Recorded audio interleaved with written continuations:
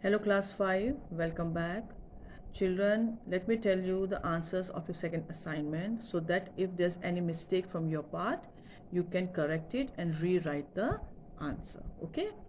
So in your second assignment, from A exercise, true and false sentence number 4, 5 and 6 were given. The fourth sentence was, the farmer was surprised when the messenger asked him to find the princess ring, and the answer is true. Next, the princess ring was made of gold. The answer is it a correct statement? It's a false statement because the diamond ring was lost. So the statement is false. Next, the farmer's idea of putting the ring inside the cake worked, and the statement is true. Okay. Now from the B exercise, question number 4, 5 and 6 were given. Okay. So question number 4 was, why was the king's messenger surprised to read the farmer's prescription? And the answer is, the king's messenger was surprised because in the prescription the name of a tablet was written, and the messenger wondered how taking that tablet is going to help him find the king's stolen horses. Okay, so question number 5 was, why do you think the king's messenger rushed back to inform the king about the farmer? The answer is, the king's messenger rushed back to inform the king about the farmer because after taking the prescription, he was able to find the king's stolen horses.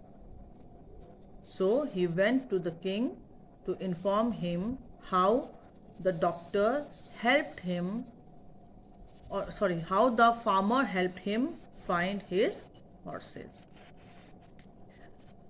Question number 6. Why did the thieves think that the farmer knew they had stolen the ring? Answer is, the thieves thought that the farmer knew they had stolen the ring because when the first and the second servant went to serve the food, the farmer said, and then within the quotation marks, within the speech marks, you have to say, here comes the first oblique second. Okay? So that was answers of exercise B. Now the C exercise was reference to context, in which a sentence is written, perhaps a doctor is supposed to give a prescription even for something like this. And the first question based on this statement is, what do the words even for something like this mean? The words even for something like this means that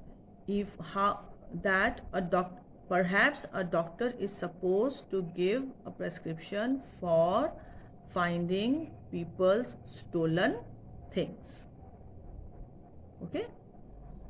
Next, what prescription does the farmer make and for whom? The farmer gave a prescription of a tablet to the royal messenger. Okay. Next, what happens after the person follows the farmer's prescription? After the person follows the farmer's prescription, he starts having a headache. Headache. Headache. This is one single word. Okay. And then the fourth one is, use perhaps in a sentence of your own. And this one you will do on your own. Okay, you have to write a sentence in which the perhaps word is used suitably. Okay. Now the exercise was, why do you think the farmer wanted to become a doctor? Answer, the farmer wanted to become a doctor because a doctor was respected in the society, and he also thought that a doctor earns a lot of money. Okay. Next one. Why do you think the farmer finally gave up his dream of becoming a doctor? This answer I have already explained to you. The farmer finally gave up his dream of becoming a doctor because of two reasons. First, he realized that being doctor is not an easy job, and second, he had already got a lot of money as a reward from the king. Okay, so these two were the answers, were the reasons why the farmer gave up his dream of becoming a doctor. Okay, besides these question answers, from page number 9, B exercise of vocabulary was given, and in this you had to complete the sentence by using the words, one of the words which have been mentioned in the exercise A. And exercise A was already given to you in the second part of your first assignment. Okay, so let me just tell you the answers of the B one. Okay, so the first sentence is, the terrified man started crying. Okay, the terrified man started crying. Second sentence, these shirts range in prices from rupees 300 to over rupees 1000. Okay, so in the second sentence you have to use prices in the blank. Okay, third sentence, she finally fulfilled her ambition of becoming a scuba diver. Okay, now fulfilled spelling is FULFILLED. Okay, so here you have to use the past tense of fulfill. So in the third one you will use fulfilled. Fourth, Nana has been rewarded handsomely for saving the lives of 3 children. Okay, in place of handsomely you can also write generously. Number 5, there is a reward of rupees 10,000 for finding the lady's diamond necklace. Okay, so in sentence 5, in place of reward you can also use prize, PRIZE. Okay, and the last one is, there is a signboard of no parking here, kindly park your car over there. Okay, so in the last sentence your answer is signboard. Let me repeat. In first sentence, word is terrified. Second sentence, prices. Third sentence, fulfilled. Fourth sentence, handsomely. Fifth sentence, reward.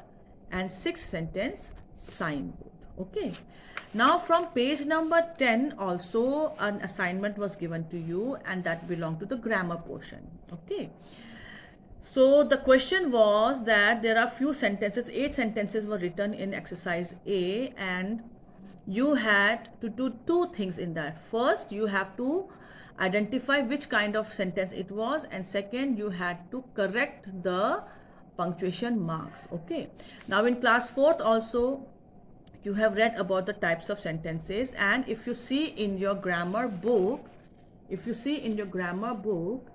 the complete explanation of types of sentences is also given here. Okay, so whenever any work from grammar is given, always see where the explanation part is done, read it, and then attempt the answer. Okay, so let me tell you the answer. The first one is, such pleasant weather. Now here it has already been shown the full stop is a wrong punctuation mark. Instead of full stop you had to use an exclamation mark because it was an exclamatory sentence. Okay, second sentence, we wear cotton clothes in summer. Now in this sentence the punctuation marks is exclamation mark, which is wrong. In place of explanation you have to put a full stop. Why? Because it is a declarative sentence. It is just giving you a general information that during summer season we wear cotton clothes. Okay, so the second sentence, in place of exclamation mark you will put full stop, and then in the blank portion where the dash is given you have to write declarative. Okay, next sentence, the third sentence is, please switch on the fan, and the sentence is ending with a question mark. Okay, now in this sentence we are not asking any question. In fact, we are requesting somebody to switch on the fan. So the sentence will end with a full stop, and the type of sentence is imperative sentence because we are making a request. Next one, fourth sentence is, do you like eating mangoes? Now this sentence is ending with a full stop, which is wrong, because in this sentence we are asking a person if that person likes mango. So we are questioning that person. So the sentence will end with a question mark. Okay, and it is an interrogative sentence, because interrogative sentence means that a question is being asked. Next, fifth one is, I don't like pizzas and burgers. The punctuation mark question is there, which is wrong. It has to be a full stop, and it is a declarative sentence. Okay, because I'm telling you what I like. I'm telling you a fact. I'm telling you a statement about myself. Next, what a beautiful bird that is. Now the punctuation mark question mark is wrongly used. Instead of question mark, you have to put an exclamation mark, because this is an exclamatory sentence. Okay, when we are over enthusiastic, or when we are happy, suddenly whatever word comes out of your mouth, those are part of exclamatory sentence. Okay, so the sixth one is exclamatory sentence, and instead of question mark it has to be exclamatory mark. Seventh one, where has she gone? The exclamatory mark is wrong. Instead of that you have to use a question mark, because a question is being asked here, and that is why it is an interrogative sentence. And the eighth one is, don't open the cupboard. Okay, this is not a request, but it is an order. You are asking someone to not to open the cupboard. So the question mark has to be removed, and you have to use a full stop. And because an order is being given in this sentence, it is an imperative sentence. So remember that whenever a sentence telling you a request, or if in a sentence an order is given, or if a request is made, both these order and request are imperative kinds of sentence. Okay, so that was your assignment, the answers of your second assignment, and let us begin with today's class. Okay, and today I'll be I'll be explaining to you a poem. The poem is called The Plaint of a Camel, and generally it is human nature that we do not appreciate what God has given to us, or whatever is there in our life we do not appreciate, and we always want something more. We always compare we always observe what other people are having, what other people have achieved, and thinking about that, we always remain unhappy, which is something that we should never do. We should be satisfied with what we have earned in this life, what by God's grace and by our own hard work. And rather than criticizing, rather than thinking about I don't have this, I don't have that, we should be thankful to God. We should be thankful to life for what we have with us in our life. Okay, so the poem is also about a camel, and the camel is also going through the same thought process.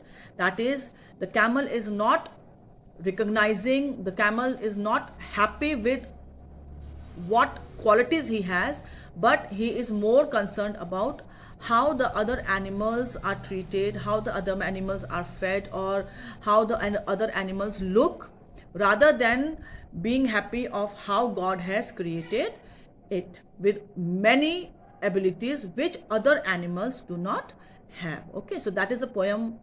That is what the poem is about. So let us begin with today's class. Okay, for that you have to open page number 33 of your course book. Canary birds feed on sugar and seed, parrots have crackers to crunch. And as for the poodles, they tell me the noodles have chickens and creams for their lunch. But there's never a question about my digestion. Anything does for me?